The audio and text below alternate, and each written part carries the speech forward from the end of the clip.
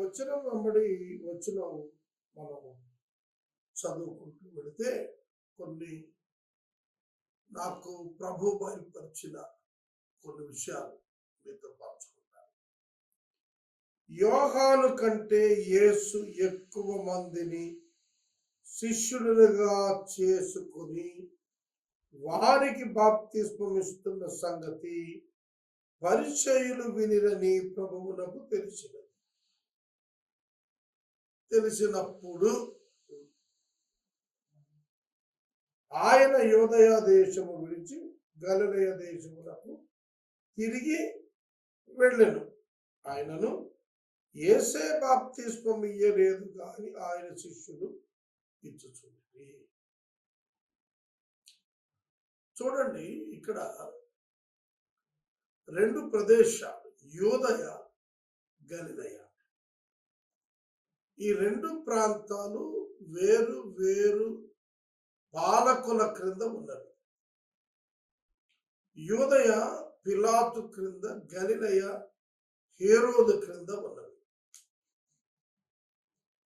ఈ రెండు ప్రాంతాల యొక్క గవర్నమెంట్స్, పోలీస్, టాక్సేషన్స్ ఇవన్నీ కూడాను సెపరేట్గా ఉన్నాయి.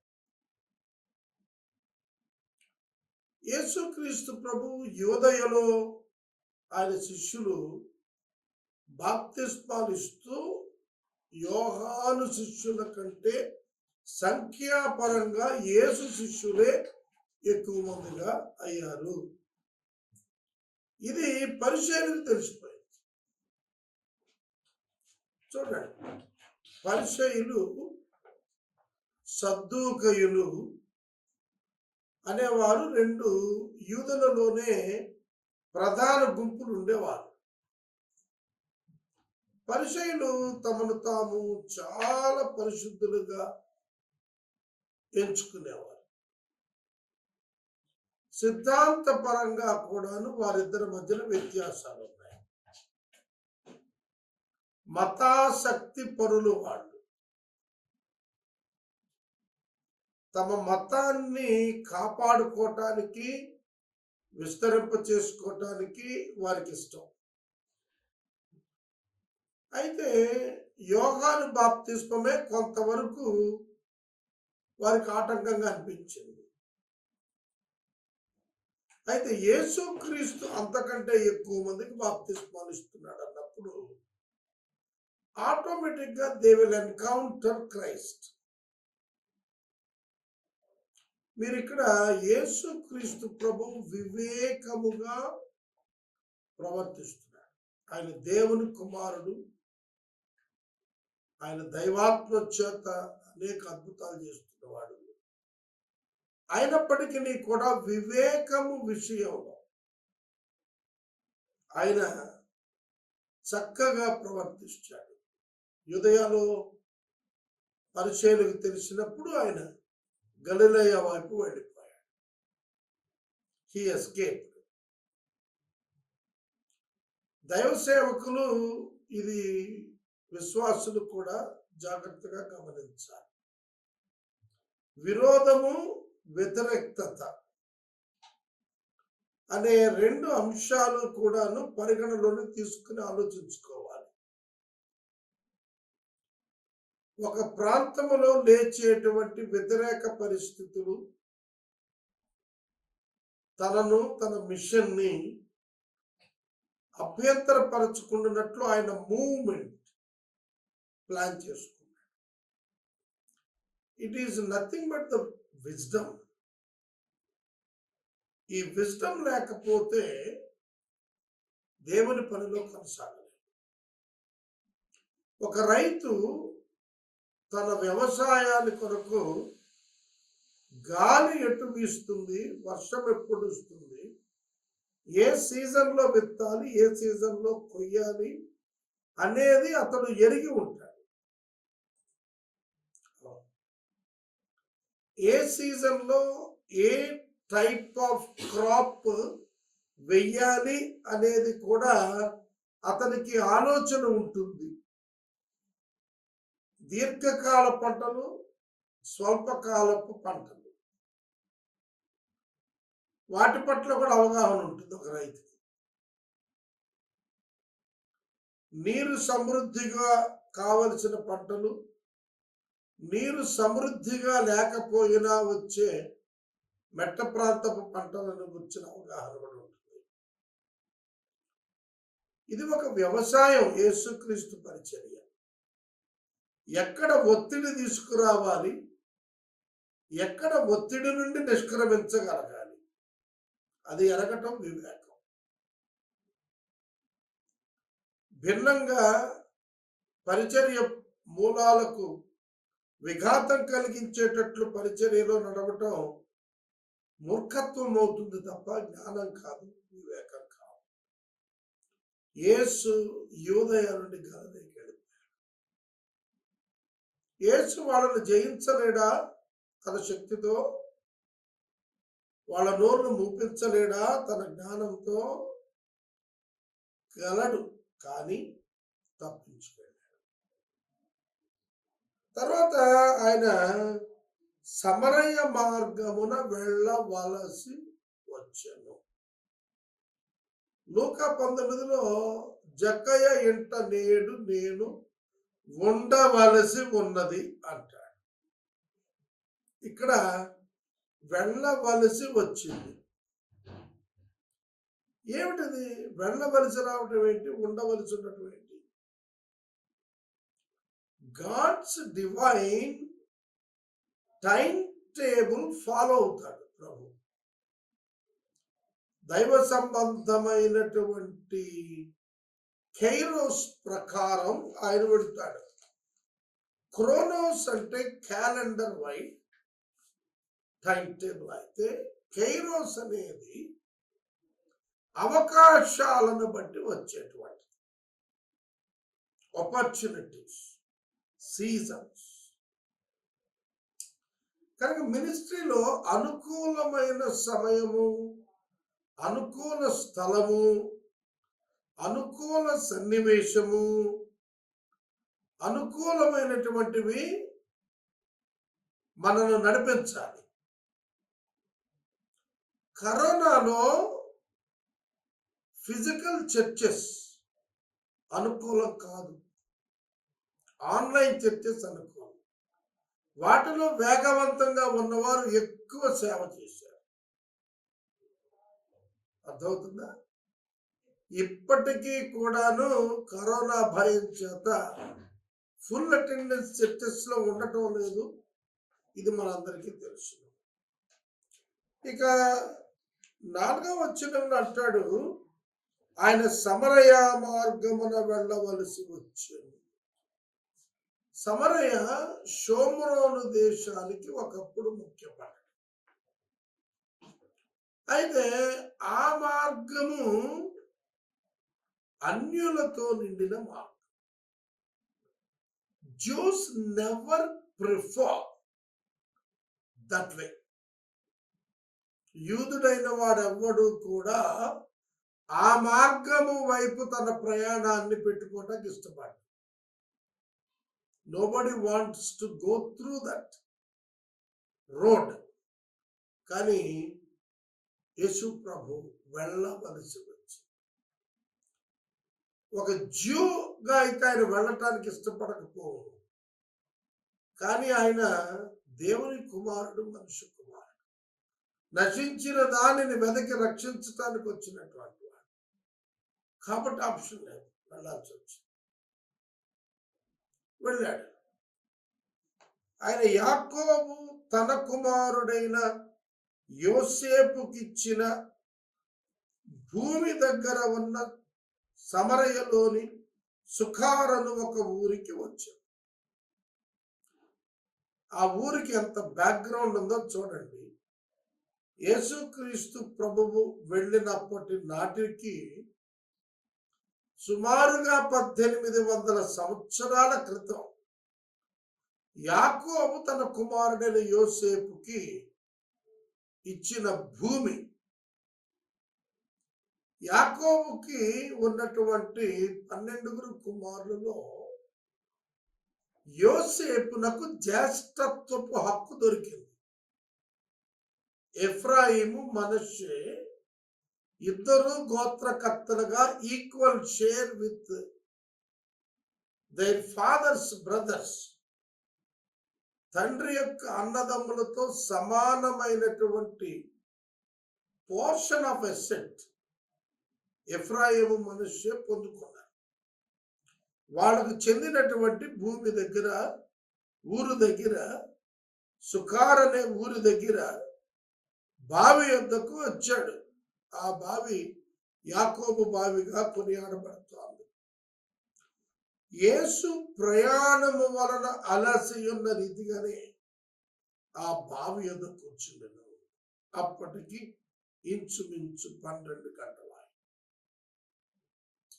ఒక్క మాట గుర్తుపెట్టుకోండి, యేసు క్రీస్తు ప్రభువు 50 మైళ్ళ దూరం తనున్నటువంటి ప్రాంతాన్ని విడిచి రావాల్సి వచ్చింది. To seek and save a person, single one.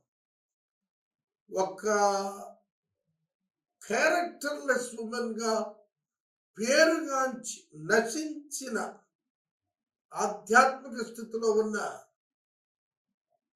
పరిశుద్ధాత్ముడు పేరు కూడా చెప్పలే, సమరయ స్త్రీ అన్నాడు అంతే. ఆమెను రక్షించటానికి ఆయన అంత దూరం నడిచి, ఆయన అలసి ఉన్నాడు అన్నారు. పరిశుద్ధాత్మ దేవుడు తన మిషన్ లో, ఈ ఇటర్నల్ ప్లాన్ లో దేవుడు మన యొక్క శారీరక పరిస్థితిని కూడా ఆయన ఉద్దేశములో పెట్టుకుని ఆయన తన ప్రణాళికను చేశాడంటే అంత ఆశ్చర్యం. జగత్తి పునాది వేయబడక మునుపు వేయబడిన ప్రణాళికలో దేవుడు యేసు యొక్క అలసట పరిగణలోనికి తీసుకుని ప్రణాళిక రచించాడు. మన అలసట, మన ఆగ్రహం, these all are our feelings of the body. మన శరీరంలో కలిగేటువంటి భావానివి ఆకలి, అలసట, చికాకు, ఆనందం, ఆవేశం. వీటిని బట్టి కూడా గాడ్స్ డిజైన్ తన మినిస్ట్రీని మన ద్వారా జరిగించడానికి ఆయనకు ప్రణాళిక ఉన్నది అంటే ఎంత ఆశ్చర్యం. ఆయనకు అలసట లేకపోతే మూవ్ ఆన్ అయిపోయేవాడేమో. అక్కడ బాగుంది అంటే నీళ్లుంటాయంటే అక్కడికి ప్రజలు వస్తారు. అక్కడ అలసట తీర్చుకోవడానికి నీరు దొరుకుతుంది కాబట్టి అక్కడ ఆగిపోయాడు.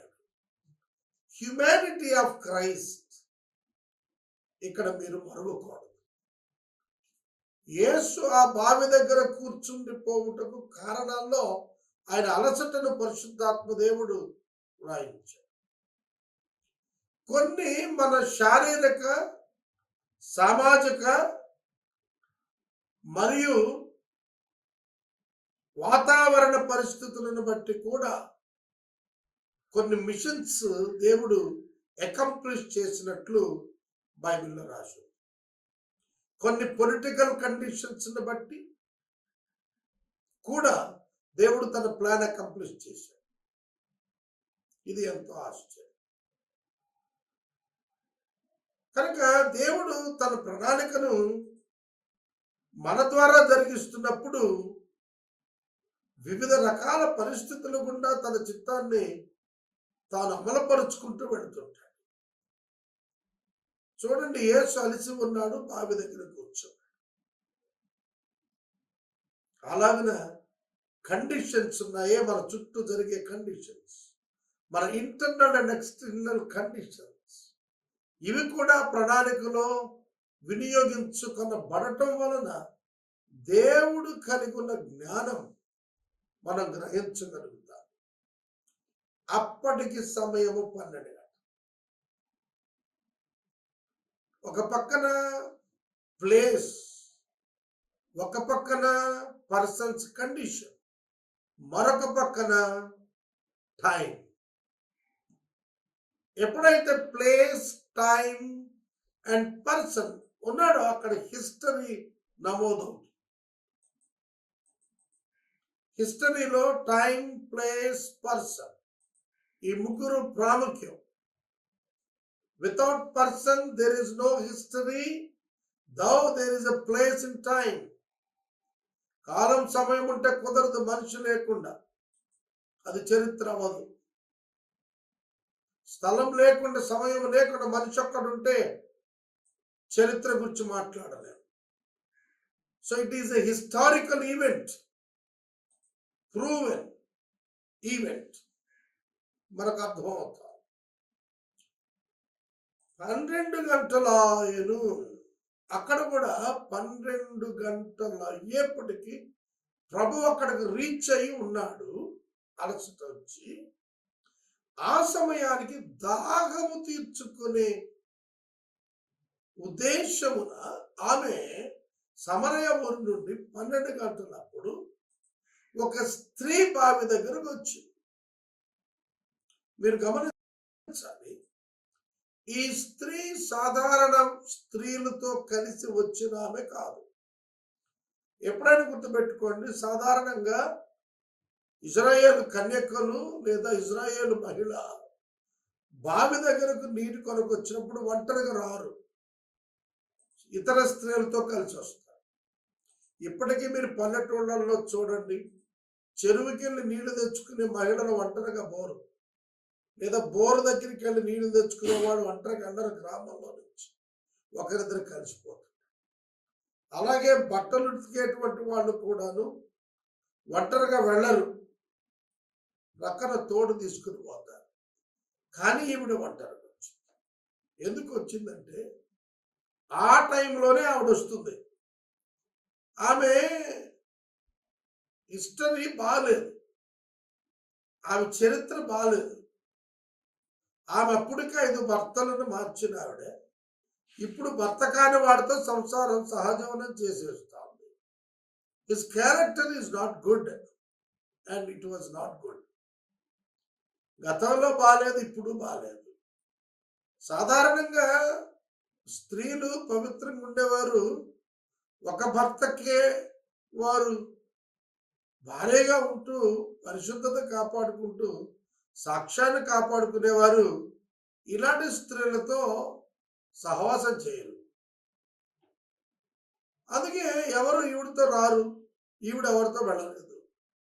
వారందరి ముందు వచ్చి నిలబడలేదు. ఎందుకంటే 5 పురుషులకు భర్తలుగా ఉంచుకొని మార్చుకుంది అంటేనే ఇతర స్త్రీలు అంగీకరించే క్యారెక్టర్ కాదు ఇది. ఆ నేపథ్యంలో ఆవిడ ఒంటరిగానే వెళుతుంది, అది దేవునికి తెలుసు. కనుక ఆ సమయానికి యేసు అక్కడికి వచ్చి ఉండేటట్లుగా ప్రభు తన ప్లాన్ చేశారు. ఆ స్త్రీ అక్కడికి వచ్చినప్పుడు సమరయ స్త్రీ ఒకటి నీళ్లు చేదుకుండా అక్కడికి రాగా యేసు నాకు దాహానికి ఇమ్మని ఆవిడ అడిగాడు. యేసు క్రీస్తు ఆమెను రక్షించుట కొరకే ఆ స్థలానికి వచ్చి ఆమెతో సంభాషణ ప్రారంభించాడు. ఇది ఒక కేస్ స్టడీ, ఒక ఇవాంజలిస్టిక్ క్యాంపెయిన్ లో it is a case study like. Case study అంటే సువార్త ప్రకటించు యవ్వన బిడ్డలు సువార్తకి వెళ్ళేటప్పుడు సువార్త ఎట్లా చేయాలి అని అంటే ఫస్ట్ వారితో కమ్యూనికేషన్, కామన్ ఇష్యూస్ మీద ఏర్పాటు చేసుకొని పరిచయం చేసుకోవాలి. ఒక వ్యక్తి మరొక వ్యక్తికి పరిచయం కాకుండా he never opens his mind or his heart. పరిచయం లేని వాడితో ఎవరు మాట్లాడతారు, ఎవరు చెప్పుకుంటారు? తన ఇష్టాలు, తన కష్టాలు ఎవరితో చెప్పుకోగలం మనం? పరిచయస్తులతో చెప్పు. అందుకే కదా ఇరుగు పొరుగు వారు గోడ పక్కన అటు ఇటు చేరి అమలక్కలు వారి వారి సమస్యలు చెప్పుకుంటారని మనం నవ్వుకుంటుంటాం. అవును, పరిచయం లేని వారితో ఒక స్త్రీ ఎట్లా చెప్పుకుంటుంది? కనుక ప్రభువు ఆమెతో మొదట పరిచయానికి ప్రయత్నించారు. అమ్మ, నాకు కొంచెం దాహానికి నీళ్లు ఇవ్వగలుగుతావా? అది ఆమెను ఆశ్చర్యానికి గురి చేసింది. యేసుక్రీస్తు యొక్క వస్త్రధారణ యూదుని వస్త్రధారణ. ఆమె సమరయ స్త్రీ అని తెలుస్తోంది. ఆ ప్రాంతం సమరయ ఊరు, సుకారను ఊరు. అది యాకోబు బావి. ఆ ఊరు పరిసరాలు సమరయవి. అక్కడ నుండి వచ్చిన స్త్రీ ఆమె. ఒక అన్యురాలను ఒక యూదుడు దాహానికిమ్మని అడగటం అస్సలు ఎక్కడా ఉండదు. Juice hates సమరిటన్స్. సమరయులను సంకర జాతిగా చూస్తారు యూదులు. వారి జన్మలోనే ప్యూరిటీ లేదని భావించేటువంటి వాళ్ళు యూదులు. సమరయులను గురించి అట్లా అనుకుంటారు వాళ్ళు. కాబట్టి ఏ యూదుడు సమరయ వారిని దాహం కొరకు, భోజనం కొరకు, వస్త్రం కొరకు చేయించు. అట్లాంటిది యేసు ప్రభువు యూదుడుగా వస్త్రధారణ కలిగిన వాడిగా కనబడుతూ ఆమెతో అంటున్న మాట, నాకు దాహానికి ఇవ్వు అని అడిగాడు. ఆయన శిష్యులు ఆహారం కొంటానికి వెళ్ళారు అంటే హీ వాజ్ ఎలోన్. ఆయన ఒంటరిగా ఉన్నాడు. ఆమె కూడా ఒంటరిగానే ఉంది. చూడండి, చాలా స్పష్టంగా రాశాడు. స్త్రీనైన నన్ను, నీవు సమరయ స్త్రీనైన నన్ను, యూదుడవై ఉన్న నీవు దాహానికిమ్మని ఎలా అడుగుతున్నావు? That is the question she raised. మన మధ్య సామాజిక పరమైనటువంటి అవాంతరాలు ఉన్నాయి. వాటిని దాటి నువ్వు అడుగుతున్నావు ఏమిటి? I did understand. నాకు ఇది అర్థం కాలేదంటుంది. అప్పుడు దానికి ఆయన మాటలు చూద్దాం. నీవు దేవుని వరమును నాకు దాహమున కిమ్మని నిన్ను అడుగుచున్నవాడు ఎవడో అది ఎరిగి ఉంటే నీవు ఆయనను అడుగుదువు. ఆయన నీకు నిత్య జీవ జలమును ఇచ్చునని ఆమెతో చెప్పాను. సమరయులకు యూదులకు స్నేహం లేదు కదా. నేను స్త్రీని కదా, నీవు పురుషుడు కదా, నీవెలా నన్ను అడుగుతున్నావు? అప్పుడు ఆయన అన్నాడు, దేవుని వరం. ఎవరంటే యేసు ప్రభు దేవుని వరం. ఆ తర్వాత ఆయన ఒక ఆసక్తికరమైన మాట చెప్పాడు. ఆమె, నాకు దాహానికిమ్మని నిన్ను అడుగుచున్న వాడెవడు అది ఎరిగి ఉంటే నేను నిన్ను అనటం కాదు, నువ్వే నన్ను అడుగుతావు.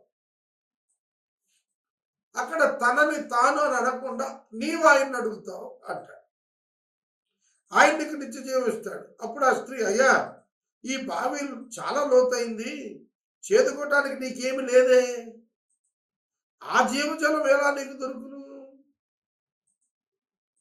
చూడండి, జీవజలం నీకు ఎలా దొరుకుతుంది? ఆమె ఫిజికల్ థర్స్ట్, ఫిజికల్ వాటర్ గురించి మాట్లాడుతోంది. యేసు ఆ నీటి గురించి మాట్లాడటం. ఈ సన్నివేశం అంతా అయిపోయేటప్పటికీ ఆమె యేసుకు నీరివ్వలేదు. 12వ వచనంలో ఈ సమరయ స్త్రీ యేసు ప్రభువును ఒక మాట అడుగుతోంది. తాను ఈ నీటిని త్రాగి మాకిచ్చిన మా పితరుడు ఎవరట? తానును తన కుమారులను పశువులను ఈ బావి నీళ్లు తాగి మాకిచ్చిన మన తండ్రి అయిన యాకోబు కంటే నీవు గొప్పవాడవా? మన తండ్రి అంది, మీ తండ్రి అనలేదు, మా తండ్రి అనలేదు. ఎందుకు ఈ మాట అంది? సమరయులు సంకర జాతి అని అంటారు. అంటే ఫాదర్ జ్యూ అయితే మదర్ నాన్ జ్యూ. ఒకవేళ మదర్ జ్యూ అయితే ఫాదర్ నాన్ జ్యూ. కనుక రిలేషన్ ఉంది ఆమెకు కూడా యాకోబుతో. అందుకే మన తండ్రి అయిన యాకోబు అని అంది. ఆయన కంటే గొప్పడు. అంటే దేవుడు యాకోబును దీవించి ఇచ్చినటువంటి బావి అని అతని ఉద్దేశం, ఆమె ఉద్దేశం. దేవుడు యాకోబును దీవించి ఇచ్చిన బావి, యాకోబు ఎత్తనం వల్ల వచ్చిన బావి, కుమారులకు అతనిచ్చిన ఆస్తి అది. పొలాలలో నీటిని సమృద్ధిగా ఉండటం చేత పంటలు పండుతాయి. అలాంటి బావి అది. అందుకు అతను గొప్పవాడికి ఎంచబడ్డాడు. మరి నువ్వేమో జీవజలం గురించి మాట్లాడుతున్నావు. ఈ జలమేమో లోతుగా ఉంది. నీవేమో అందుబాటులో ఉన్న జలం గురించి మాట్లాడుతున్నావు. అది కూడా గొప్ప జలం అని చెబుతున్నావు, నిత్యం ఉండేదని చెబుతున్నావు. దానికి ప్రభు అన్నాడు, ఈ నీళ్లు త్రాగు ప్రతివాడును మరల దప్పికొన్నాడు, నేనిచ్చు నీళ్లు త్రాగువాడు ఎప్పుడు దప్పికొన్నాడు. నేను వారికి ఇచ్చు నీళ్లు నిత్య జీవమునకై వానిలో ఊరడి నీటి బుగ్గగా ఉండునని ఆమెతో చెప్పెను. She didn't understand the real meaning of the words of Jesus. యేసు యొక్క మాటలు ఆమె గ్రహించలేకపోయింది. యేసు ఆత్మ సంబంధమైనటువంటి దప్పిక గురించి మాట్లాడుతుంటే ఆమె ఇంకా భౌతిక దప్పికను గురించి అనుకుంటుంది. అంటే దేవుడు వరం ఇచ్చేస్తే ఇక బావి దగ్గరికి రాకుండా తన ఇంటి దగ్గరే తనకు నిత్య నీరుంటుందని. అంటే తన కుండలో గనక ఒక మిరకల్, ఒక ప్రొఫెట్ చేస్తే, జాగ్రత్తగానండి, తన కుండలో ఆల్వేస్ ఉండేటట్లుగా, ఎప్పుడు వాడినా తరిగిపోకుండా ఉండే వాటర్ ఫౌంటైన్ తన కుండలో ఉండేటట్టుగా ఒక మిరకల్ చేసి ఇచ్చేస్తే ఒక ప్రొఫెట్ అయితే ఈయన,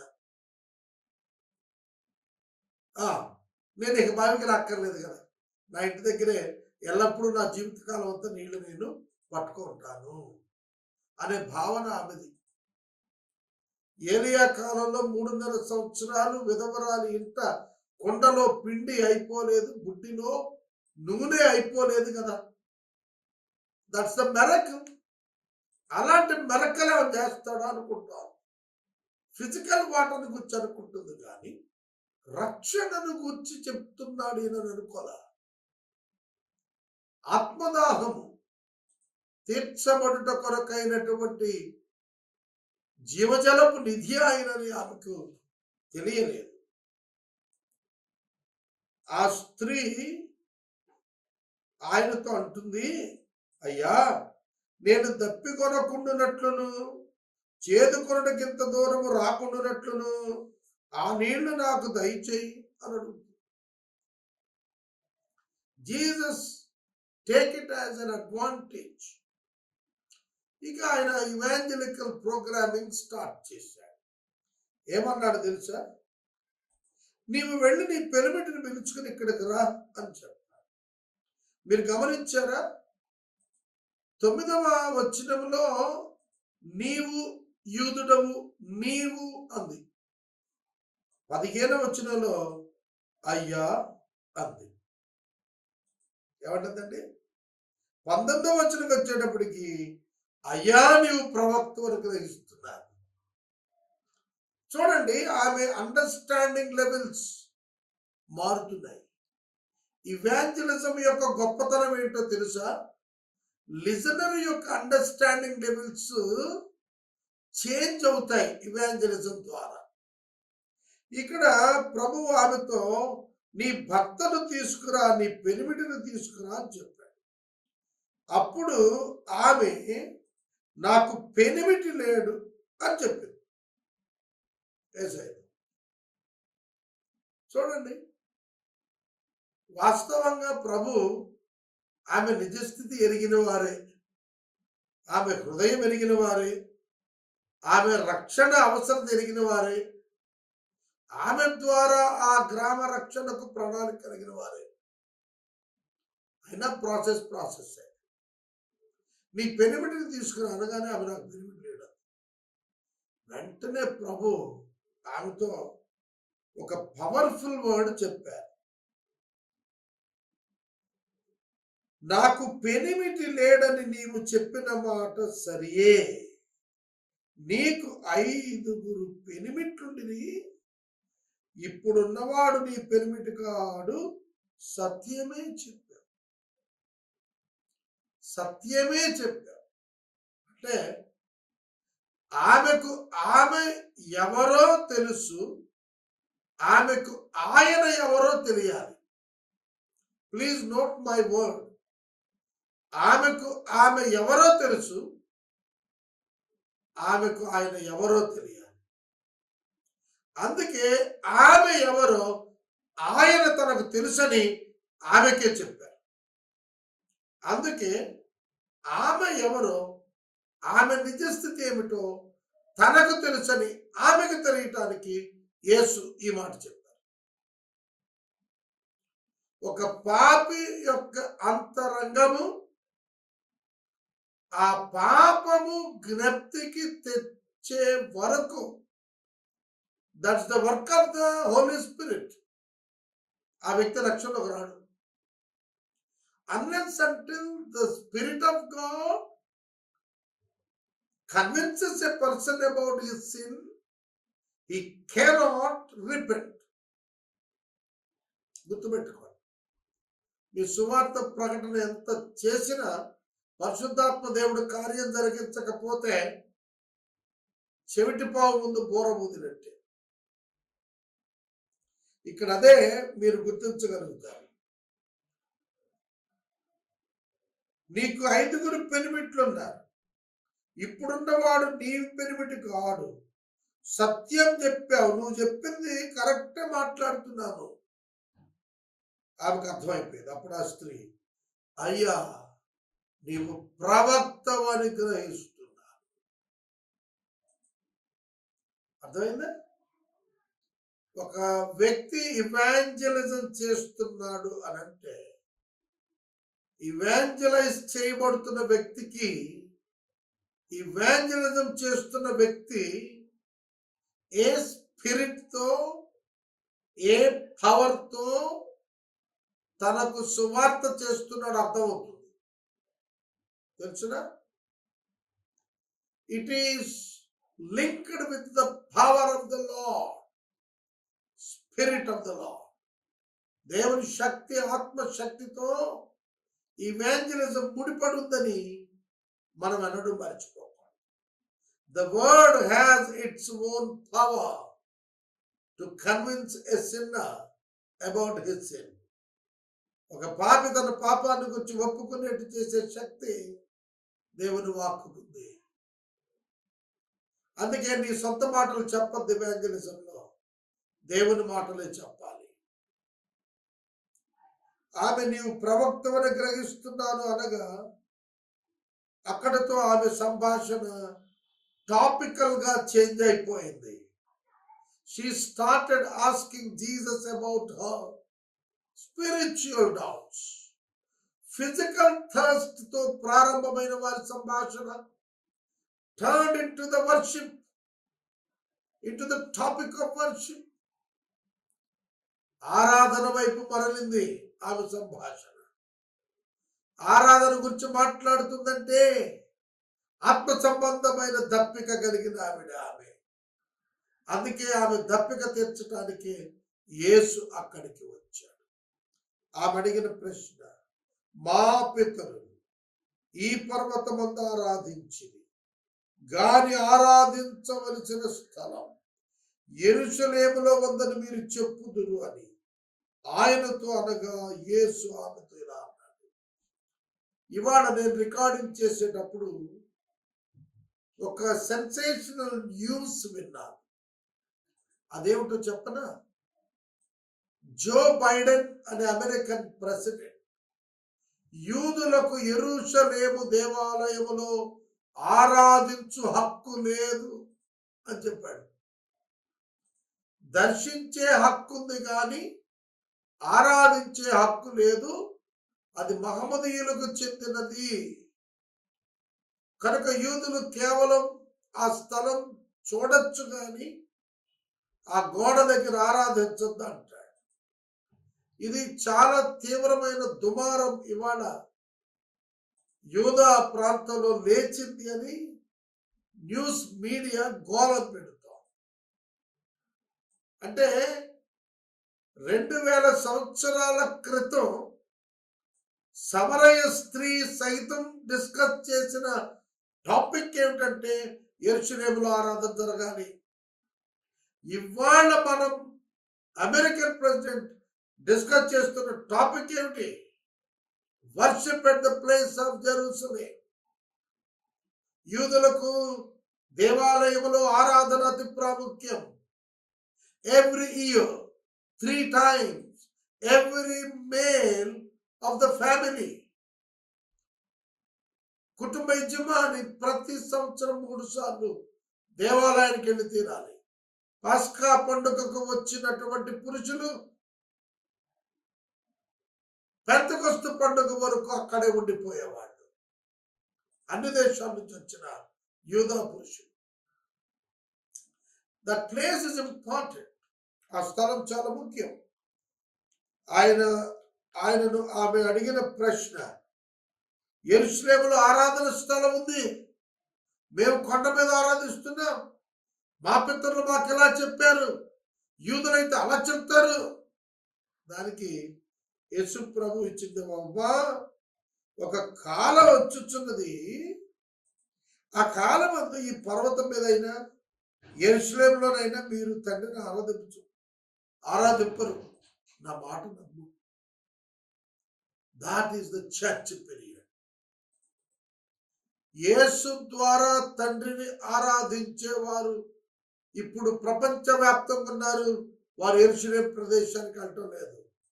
వారున్న చోట వారి హృదయములలో పరిశుద్ధాత్మ దేవుడు కలిగిన వారై యేసు నామమున తండ్రిని ఆరాధిస్తున్నారు. ఒక సమయం వస్తుందమ్మా, నా మాట నమ్ము, యెరూషలేములో ఆరాధన చేయి.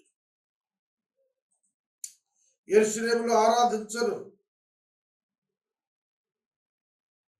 మీరు మీకు తెలియని దాన్ని ఆరాధించారు, మేము మాకు తెలిసిన దాన్ని ఆరాధించేవారు. రక్షణ యూదుల్లో నుండే కలుగుతుంది. అర్థమైందా? ఇది యేసు చెప్పిన మాట. రక్షణ యూదులలో నుండే కలుగుతుంది. మేము తెలిసిన దానిని ఆరాధించు. ఏం తెలుసు?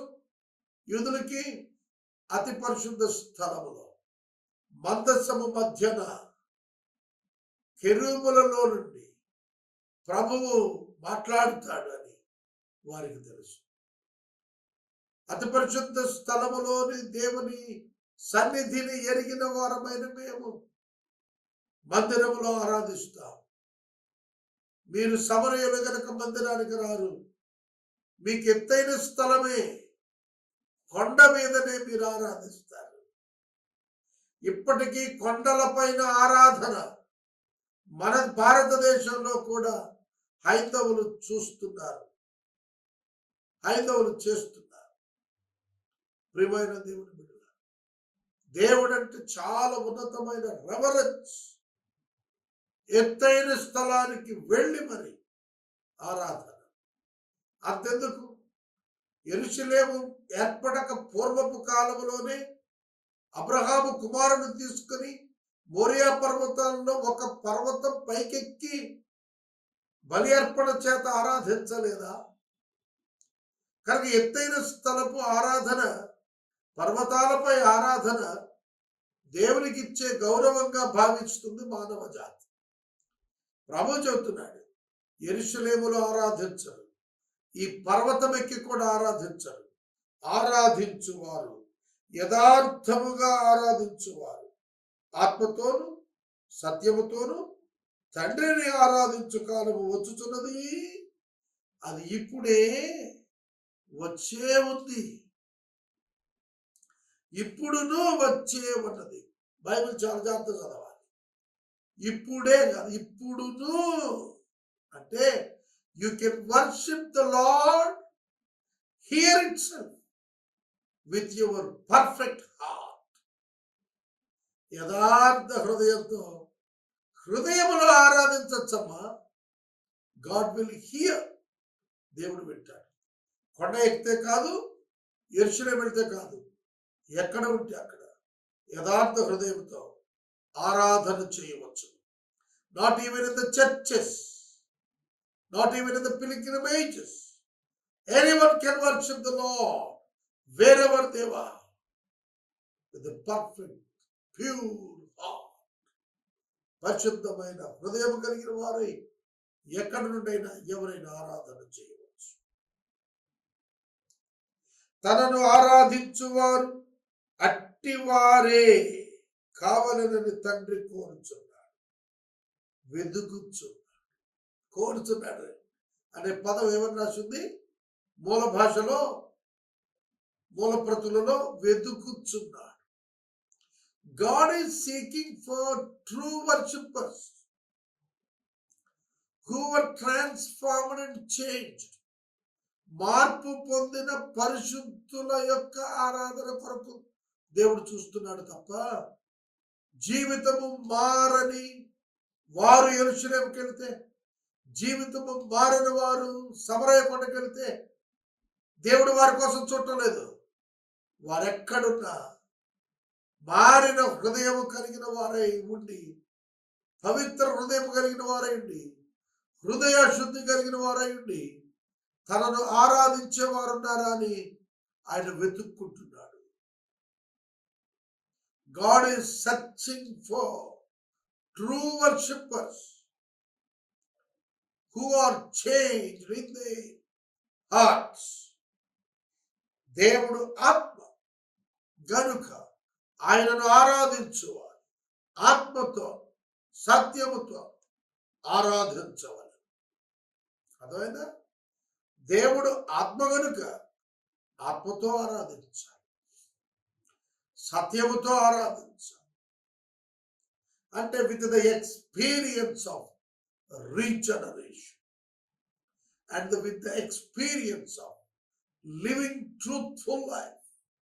సత్యవంతమైన జీవితంతో, రక్షించబడిన అనుభవంతో యేసుక్రీస్తు నామం పేరిట దేవునికి హృదయంలో ఆరాధన సమర్పించాలి. Not by your effective words, but by your pure heart. అనేక సంఘాల్లో పైకి ఆరాధిస్తారు పదాల కూర్పుతో. God doesn't want that. God wants the pure hearts worship. దేవునికి పరిశుద్ధ హృదయపు ఆరాధన కావాలి, ఆత్మతో సత్యముతో ఆరాధించేవారు కావాలి. ఇవాళ చర్చెస్లో ఆరాధించుదామని రెండు చేతులపై కింద పాటలు పాడుతున్నారు. That's not. Unrepented people are also singing. Unbaptized people are also singing. That's not worship. That's not the worship. సంఘాలలో జరుగుతున్నది ఆరాధన కాదు. కోపం వచ్చిందా? నేను చెప్పటంలా, ఇక్కడ చెప్తున్నాడు. ఆరాధించువారు ఆత్మతో సత్యము. అది కంటికి కనపడదు. మానవ కంటికి ఆధ్యాత్మిక ఆరాధన, ఆత్మ సత్యములతో చేసే ఆరాధన కనపడదు. దేవునికి తెలుసు. ప్రియమైన దేవుని బిడ్డలారా, ఇవాళ వేల మంది సంఘాల్లో చేరుతున్నారు.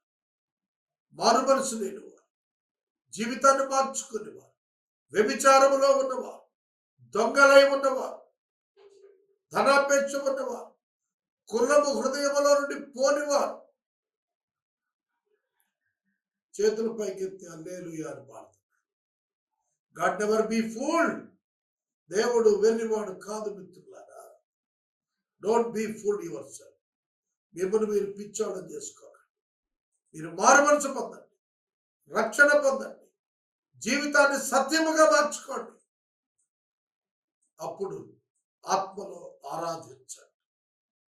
అది పరలోకానికి స్ట్రైట్కి వెళ్ళిపోతుంది. ఆయన ఆత్మగా మీలో ఉండి ఆరాధన అందుకుంటాడు. ఆయన ఆనందిస్తాడు, నిన్ను ఆనందింపచేస్తాడు. ఆ స్త్రీ ఆయనతో క్రీస్తనబడున మెస్సియ వచ్చునని నేనెరుగుదును. Knowledge about the coming of Christ. Messiah వస్తాడని నేనెరుగుదును. అప్పుడు ఆయన అన్నాడు, ఆయన వచ్చినప్పుడు, ఆమె అంటుంది, ఆయన వచ్చినప్పుడు మాకు సమస్తం తెలియజేస్తాడు అని చెప్తే, యేసు నీతో మాట్లాడుతున్న నేనే మెస్సియా ఆయన ఆమెతో చెప్పాడు. అర్థమైంది?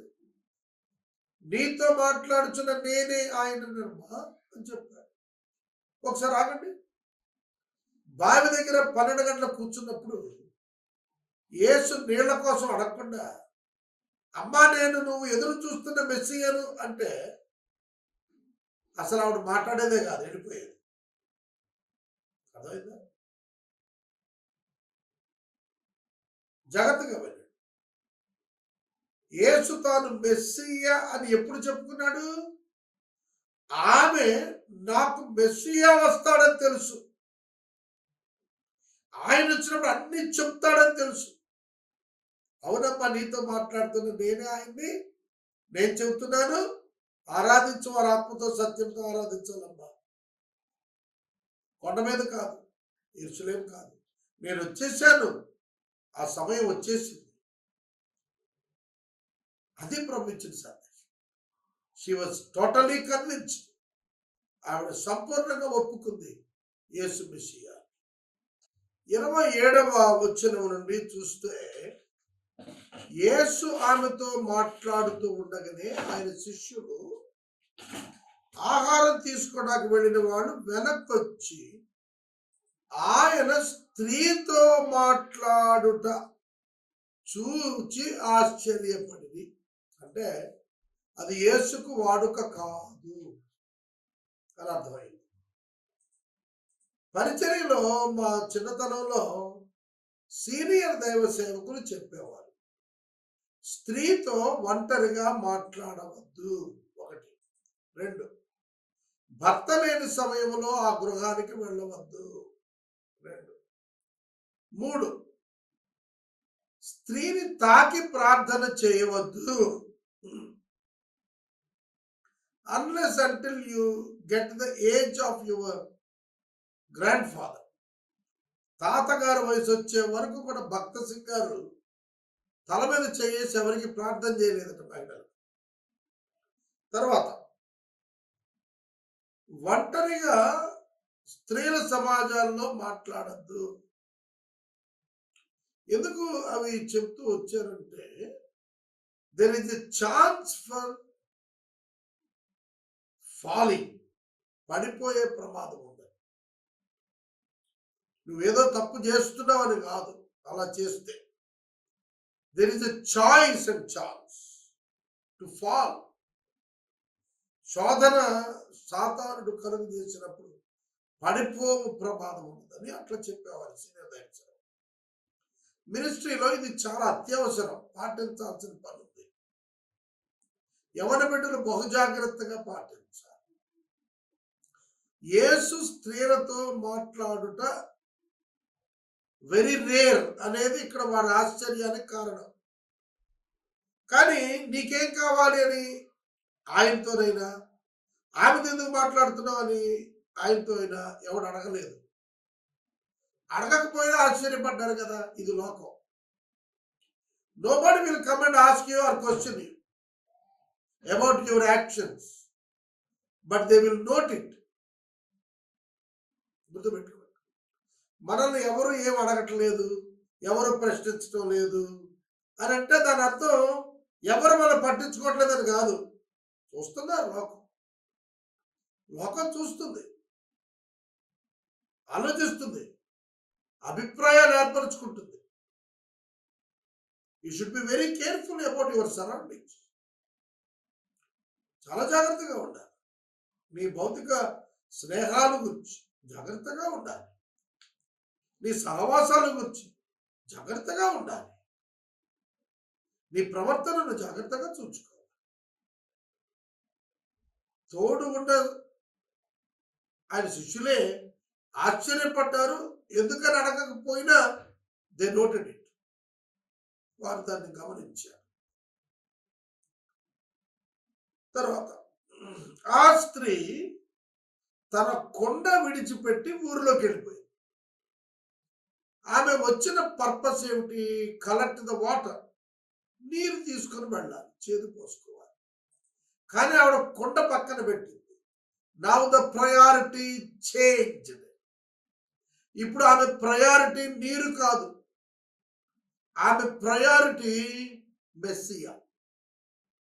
నేను మెస్సియాను చూచాను, ఊరి బయట ఉన్నాడు, మీరు కూడా రండి, మీరు కూడా చూడండి.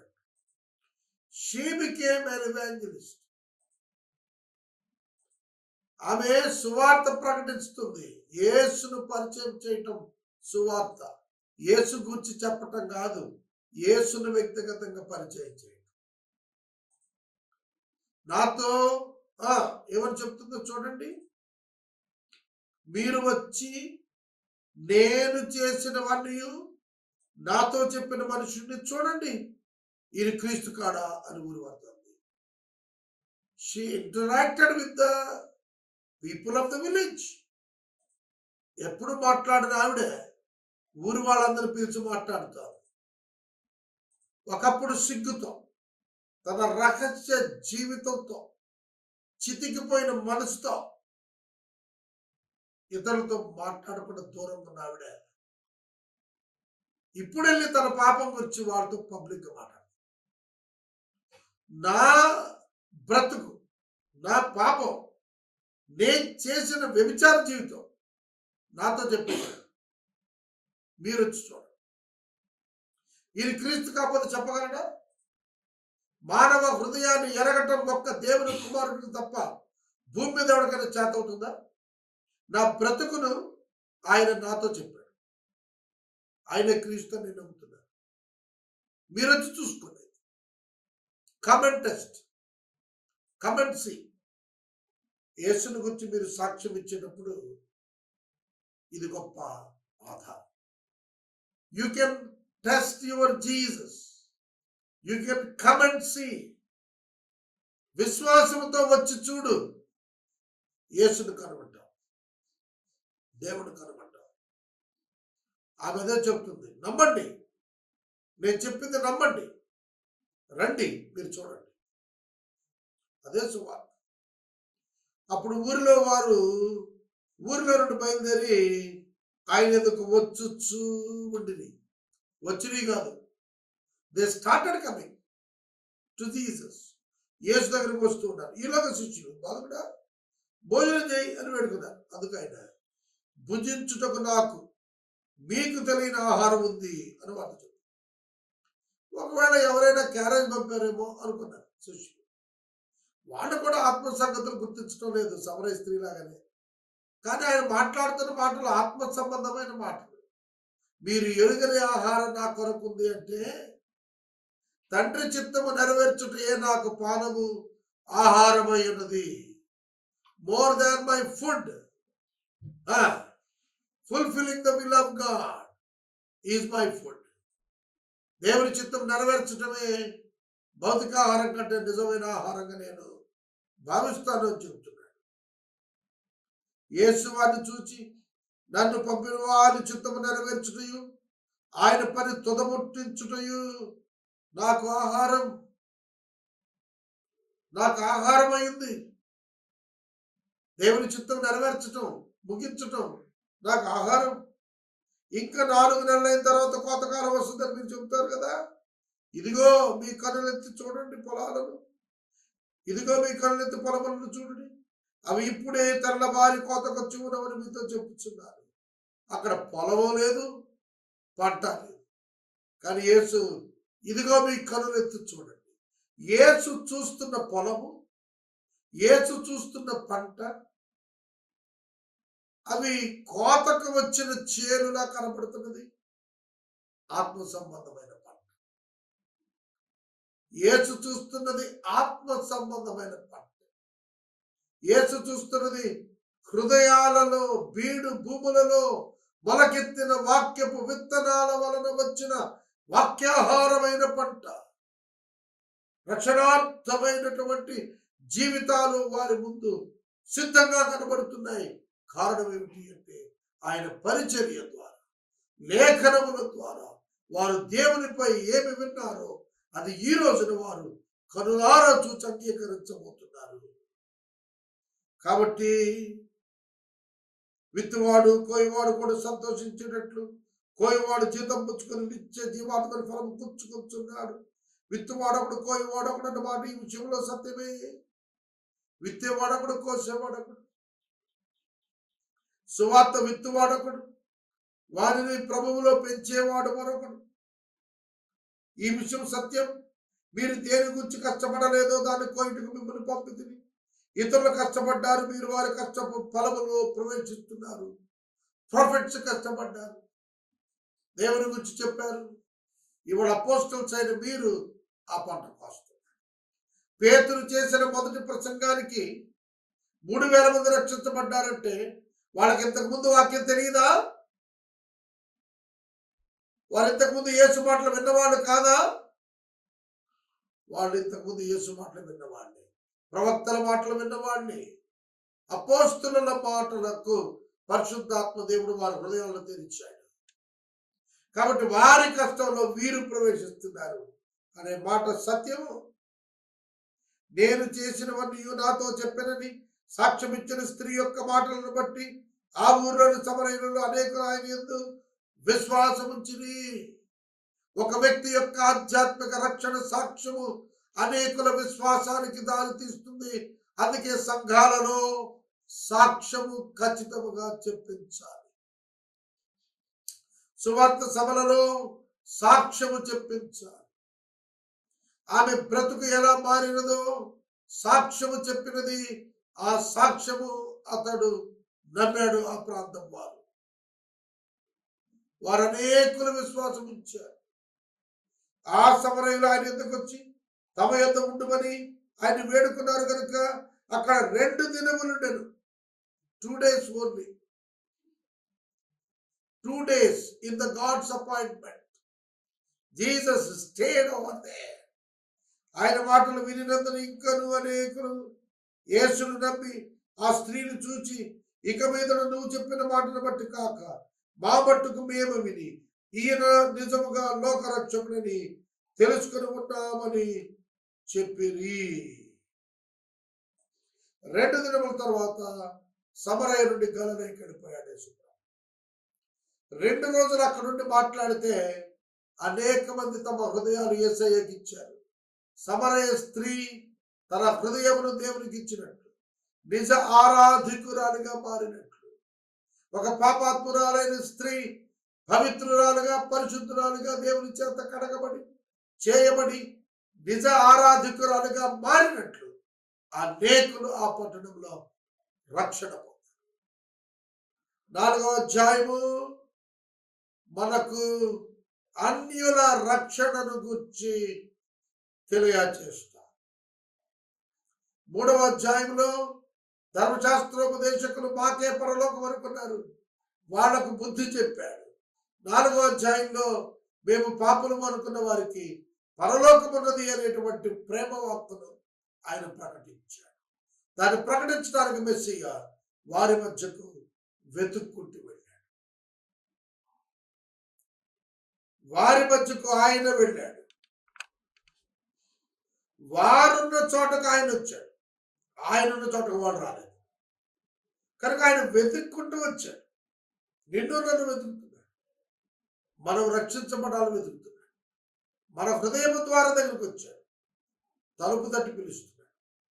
ఈ సమయంలో ఇంకా నీవు తలుపు తెరవకపోతే నీ హృదయాన్ని తెరువు, యేసులోనికి వస్తాడు. 2 దినాలు అయిపోయాయి, ఇక ఆయన బయలుదేరాడు.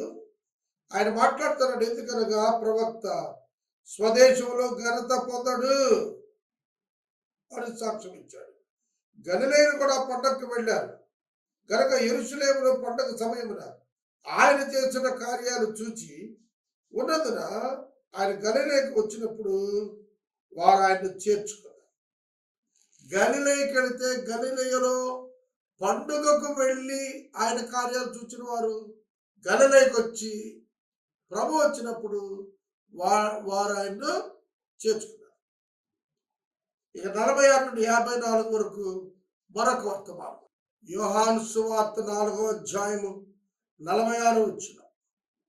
యేసు తాను నీళ్లు ద్రాక్ష రసముగా చేసిన గలిలయలోని కానా అనే ఊరికి ఆయన తిరిగి వచ్చాడు. అప్పుడు కపెర్నహూములో ఒక ప్రధాని కుమారుడు రోగి అయి ఉన్నాడు. యేసు కానాలో ఉన్నాడు, రోగి కపెర్నహూములో ఉన్నాడు. యేసు యూదయ నుండి గలిలయకు వచ్చాడని అతడు విని అతని యుద్ధకు వెళ్ళాడు. తండ్రి విన్నాడు, కుమారుడు రోగి అయి ఉన్నాడు కదా. తండ్రి విని యేసు దగ్గరికి వచ్చాడు. తన కుమారుడు చావ సిద్ధమై ఉండేది కనుక యేసు నీవు వచ్చి అతన్ని సిద్ధపరచాలి, స్వస్థపరచాలి అని వేడుకున్నాడు. వేడుకొనేను పదం మీరు జాగ్రత్తగా చదవాలి. అడిగను కాదు, కోరెను కాదు, వేడుకొనేను. సీరియస్నెస్, బెగ్గింగ్, చాలా బ్రతిమలాడుకుంటున్నాడు. యేసు సూచక క్రియలను మహత్కార్యములు చూడకుంటే మీరెంత మాత్రము నమ్మరని అతనితో చెప్పారు. అందుకు ఆ ప్రధాని, ప్రభువా నా కుమారుడు చావక మునిపే రమ్మని ఆయన్ను వేడుకున్నాడు. 50 వచనం. యేసు నీవు వెళ్ళుము, నీ కుమారుడు బ్రతుకున్నాడు అని అతనితో చెప్పాడు. ఆ మనుషుడు యేసు తనతో చెప్పిన మాట నమ్మి వెళ్ళిపోయాడు. ఇక్కడ చిన్న విషయం మనం గుర్తారు. మీరు మిరకల్స్ చూసి నన్ను నమ్ముతున్నారు అంటే మీరు చూచి నమ్ముతున్నారు. చూచి నమ్ముతున్నారు, చూడకుండా నమ్మాలి. అది సందేశం. ఆ తండ్రితో ప్రభు అన్నాడు, నేను అక్కడికి వచ్చి అతని దగ్గర అద్భుతం చేస్తే చేసిన తర్వాత నువ్వు గొప్పవాడని మిగతా వాళ్ళని నమ్మటం కాదు. ఆ మెరకల్, ఏ మెరకల్? నేను వచ్చి చెయ్యాలని నువ్వు కోరుతున్న మెరకల్ జరిగింది అని నేను చెప్పినప్పుడు ఎస్ జరిగింది అది అని నువ్వు నమ్మి వెళ్ళిపోతే, నువ్వు నమ్మిన దాన్ని చూడగలుగుతావు. అడిగినది నమ్మినట్లయితే చూడగలుగుతాను ప్రభు చెప్పారు కదా. ఇక్కడ కూడా అదే జరుగుతోంది సన్నివేశం. యేసు ప్రభు అంటున్నాడు, నువ్వు వెళ్ళు, నీ కుమారుడు బ్రతికి ఉన్నాడు. ఇప్పుడు నమ్మాల్సింది మెరకల్నా, మాటనా? యేసు అంటున్నాడు, బ్రతికున్నాడు నీ కుమారుడు, నేను రాక్కర్లేదు, వెళ్ళిపో. యేసు వచ్చి మెరకల్ చేయాలా, యేసు రాకుండానే బ్రతికించగలడని నీవు నమ్మాలా? యేసు మాట చాలు, యేసు రానక్కర్లేదు. కానీ యేసును నమ్మితే మెరకల్స్ అవే జరుగుతాయి. కనుక మెరకల్స్ నమ్మితే యేసు నమ్మటం కాదు. That's the reverse condition. ఇవాళ 99% ప్రజలు, క్రైస్తవులు కూడా దేవుణ్ణి ఎందుకు నమ్ముతారో తెలుసా? అద్భుతాలు చేస్తాడని నమ్ముతారు. అద్భుతాలు చేస్తాడని కాదు నమ్మాల్సింది, ఆయన అద్భుతం చేయకపోయినా నమ్మాలి. అది నమ్మకం అంటే. కేవలం మనకేమో క్రియలు చేస్తేనే నమ్మటం కాదు. క్రియ చేయకమునుపు నమ్మాలి, క్రియ ఆటోమేటిక్గా జరుగుతుంది. ఒకవేళ దేవుని చిత్తం కాక జరగకపోయినా ఆయన పట్ల ఉన్న నమ్మకంలో మనం మార్పు రాకూడదు. గుర్తుపెట్టుకో. ఆ తండ్రి యేసు మాట నమ్మి వెళ్ళిపోయాడు. అతను ఇంకా వెళుతూ ఉండగానే యేసు అతని దాసులు అతనికి ఎదురుగా వచ్చి అతని కుమారుడు బ్రతికాడు అని శుభవార్త చెప్పారు. ఏ గంటకు వాడు బాగుపడసాగినని వారిని అడిగినప్పుడు వారు నిన్న 1 గంటకు జ్వరము వారిని విడిచిందని చెప్పారు. ఆ సమయం నీ కుమారుడు బ్రతికి ఉన్నాడని యేసు తనతో చెప్పిన గంట 1 గంట అని ఆ తండ్రి తెలుసుకుని అతడు అతని ఇంటి వారందరూ నమ్మారు. యేసు యూదయలో చేసిన యేసు యూదయ నుండి గలిలయకు వచ్చి చేసిన రెండవ సూచక క్రియ. మొదటిది నీళ్లు ద్రాక్షరసంగా మార్చాడు. రెండవది కానా అనే ఊరిలో ఉండి కపెర్నహూములో ఉన్నటువంటి రోగిని స్వస్థపరిచాడు. అర్థమైందా? నమ్మిన ఎడల దేవుని మహిమను చూస్తావు అనే మాటకు ఈ ప్రత్యేక స్వస్థత దర్పణంగా కనబడతాం. ఇక్కడ మనం దేవుని వాక్యాన్ని 4వ అధ్యాయం ముగించుకుంటున్నాము. అతడును అతని ఇంటి వారందరూ నమ్మారు కదా. ఈ వాక్యం విన్నాక మరి మీరు నమ్ముతున్నారా? యేసును నమ్మండి, మీ జీవితంలో గొప్ప కార్యాలు చూస్తారు.